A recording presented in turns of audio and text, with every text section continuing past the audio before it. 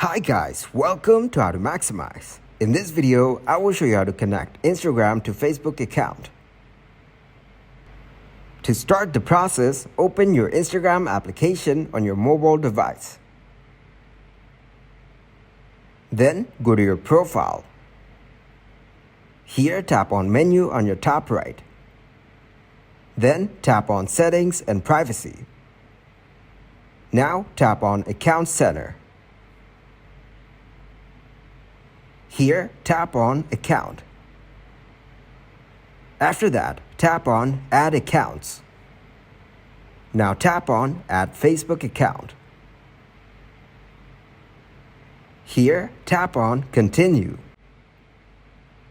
Now read the information and tap on Yes, Finish Adding. As you can see, our Facebook account has been connected to Instagram. This is how you can connect Instagram to your Facebook account. Thanks for watching, and please leave a like, subscribe, and share.